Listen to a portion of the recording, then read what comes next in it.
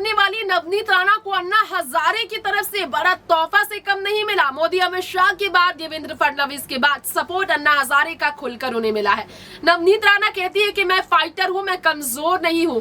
कमजोर समझने की बहुत बड़ी गलती की है शिवसेना सरकार ने। शिवसेना सरकार ने महिला सांसद पर अत्याचार किया है और महिला होने की वजह से वो इतने कमजोर नहीं है। मैं बहुत बड़ी फाइटर हूं, ये नवनीत राणा ने कहा। तो उन्हें कमजोर समझने की गलती करने वाले सीएम उद्धव को अपनी कुर्सी तो छोड़नी ही पड़ेगी।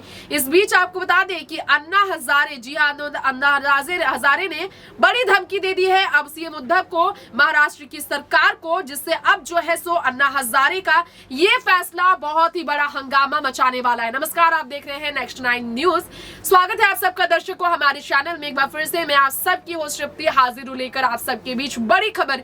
महाराष्ट्र की राजनीति 2023 आने से पहले सीएम उद्धव को उनकी कुर्सी से हटाकर रखने की कोशिश नवनीत राणा की जो थी उसे पूरा आगे पहल और ताकत देते हुए नजर आए हैं अन्ना हजारे। जी हाँ, 9 अगस्त से शुरू करने वाले हैं आंदोलन अन्ना हजारे। अब वो आंदोलन किसकी वजह से होगा, किस कारण से होगा, जरा जानिए। सीएम उद्धव ने 2 साल तक खोखले वादे को पूरा ही नहीं किया।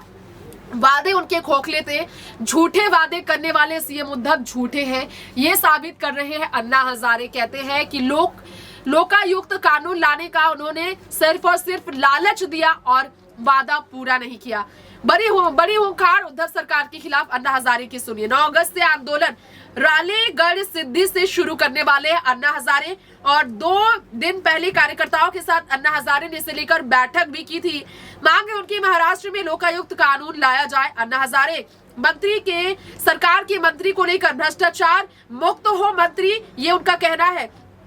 सरकार नहीं चाहती है कि महाराष्ट्र भ्रष्टाचार मुक्त हो, ये अन्ना हजारे की आवाज कह रही है। जब तक राज्य भ्रष्टाचार मुक्त नहीं होगा, राष्ट्र में किसी का भलाई नहीं होने वाला है और इसलिए इसकी लड़ाई अब जारी रहेगी।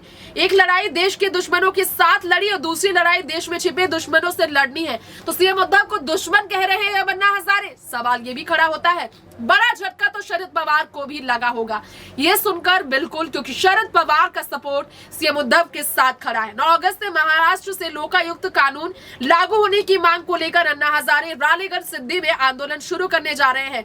इस वक्त की स्थिति काफी ज्यादा गंभीर बताई जा रही है।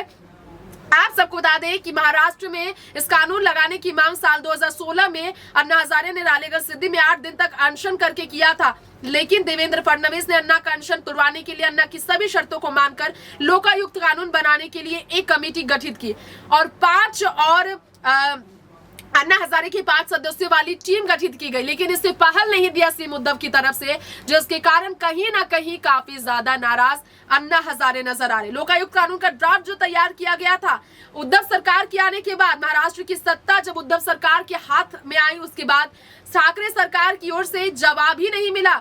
7 बार पत्र लिखे गए अन्ना हजारे की तरफ से लोकायुक्त कानून को लेकर, लेकिन वो ड्राफ्ट तैयार किया गया पत्र का कोई जवाब सीएम उद्धव नहीं दे पाए हैं। तो अब देखिए, ऐलान कर दिया गया है कि अन्ना ने सीधा कह दिया है कि ये जो हंगामा होगा बहुत ही बड़ा होने वाला है। खैर, आप सबको हमारे इस खास रिपोर्ट में इस खबर के साथ यहाँ बताना चाहेंगे कि अन्ना हजारे से सीधा भिड़ंत शरद और उसे उद्धव दोनों को भारी पड़ेगा। फिलहाल लेंगे इजाजत, देखते रहे नेक्स्ट 9 न्यूज। नमस्कार।